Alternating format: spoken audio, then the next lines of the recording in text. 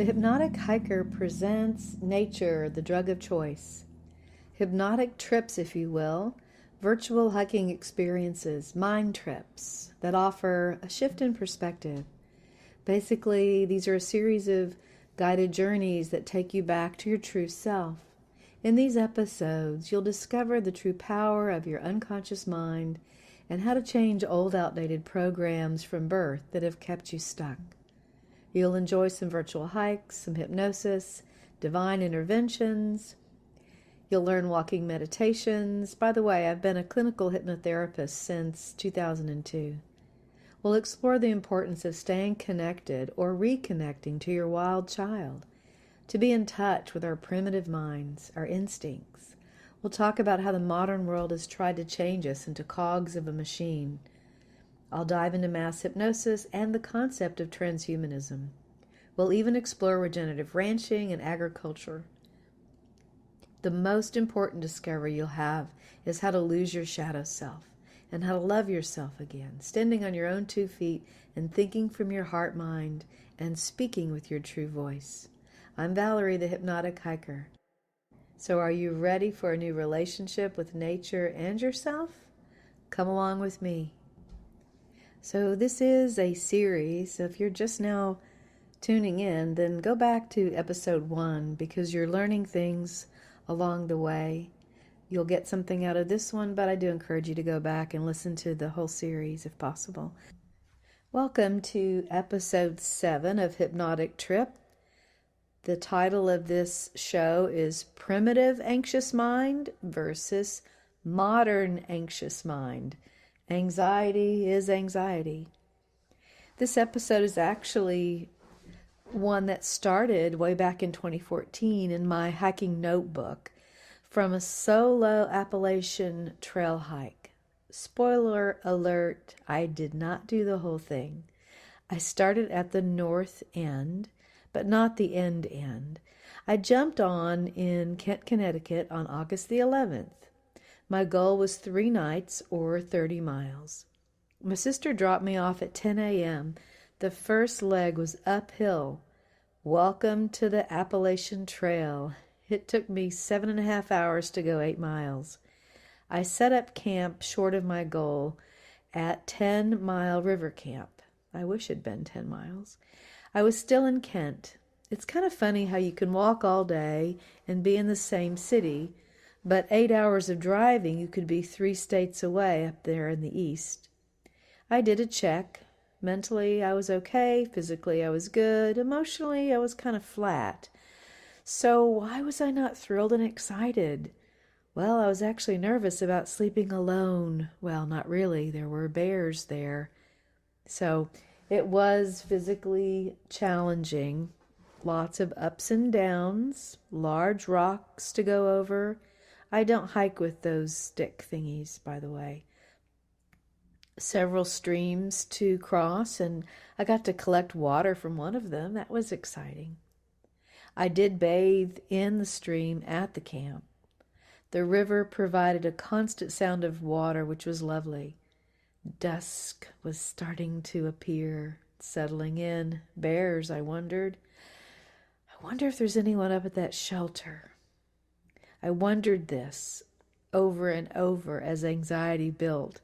I wondered and wondered and worried until it was dark and I was in my bag in my tent. The thought of the bear wouldn't leave me. Go, I said to myself. And I got out, grabbed my gear,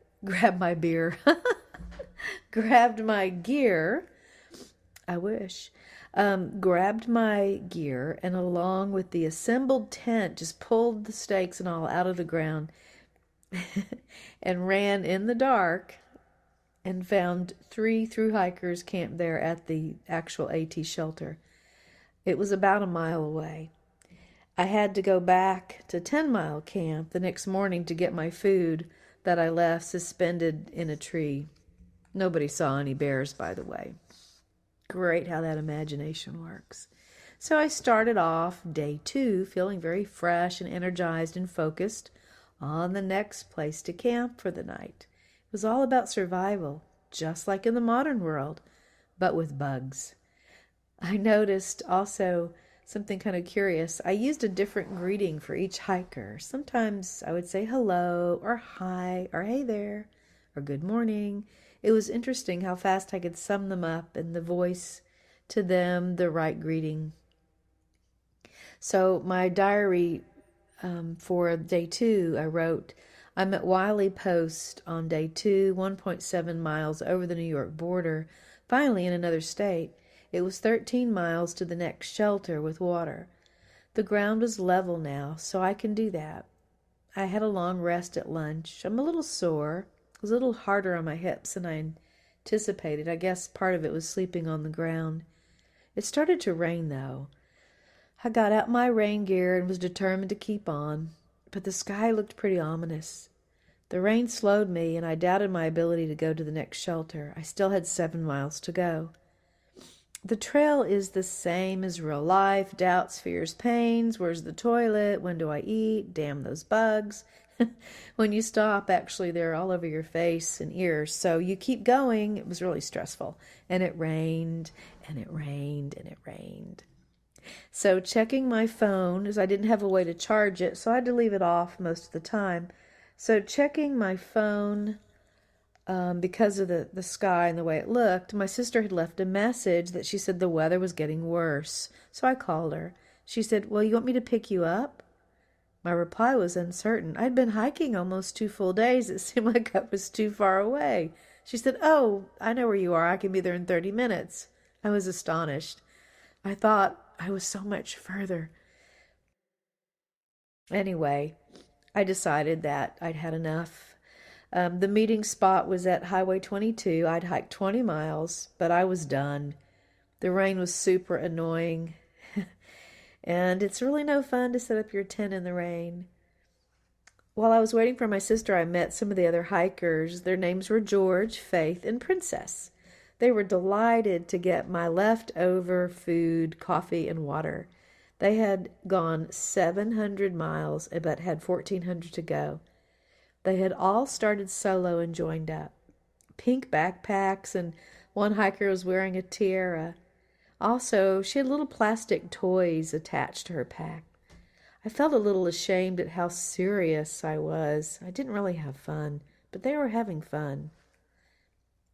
The through hikers are like a subculture population. I was a section hiker. We all shared it, though, like a community. More power to you. I'm getting off the trail, I said. Even though I only did 20 miles, I still hiked the AT. This is a fun story about how even though I was in my primitive mind on the trail, there were still anxieties. But these went away once I got off. Primitive mind, fight or flight. The lack of security, the need to survive is the biggest emotion, so off the trail I felt so much more secure. But then there were new stressors. Back in the modern world, technology mostly creates anxiety.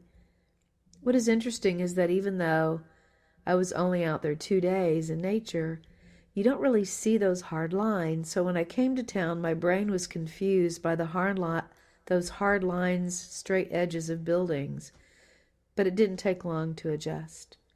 Then there were the lights, flashing lights, brake lights, sounds, creating different mild anxieties. We may think we get used to it, but our nervous systems really never do. The modern mind kind of stays on high alert. And I started thinking about these areas in the world called the blue zones. Have you ever heard of the blue zones? So it's reported that when you live in a blue zone, it's actually trademarked, you exist in an environment that allows you to live an absolutely wonderful, long, vibrantly healthy life. People in these zones are reported to live much longer than average without illness. These are real, natural places where the inhabitants eat nutritious foods and in the right amount. They limit smoking and drinking. Maybe they don't do that at all. They're socially engaged and they have a purpose. The key is purpose. There are only 5 places in the world like that. Okinawa, Japan. Sardinia, Italy. Nicoya, Costa Rica, Ankara, Greece, and Loma Linda, California. Seems like we really should be focused on a priority to create more of these places rather than medicine and building more buildings. People are thriving in these places naturally and happily. But I think it really will be hard to reverse the Industrial Revolution. If you want to learn more about the Blue Zones, you can go to bluezones.com. In future episodes, I will teach you how to create your own blue zones in your mind. And when you do this in your mind, the unconscious doesn't know the difference between real and imagined. So you can really relax your nervous system by listening to those. In the meantime, my SoundCloud account has a new recording for reducing anxiety. I'll put a link to that in the show notes as well. So I want you to have the resources that I've created, sharing those with you so that you can live a happier, healthier life.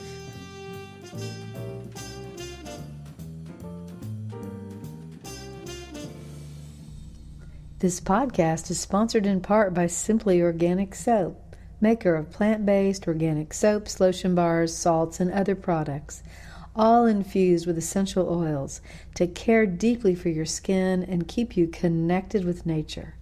Take a bath on the wild side with the Simply Hypnotic Soap, inspired by me, the Hypnotic Hiker.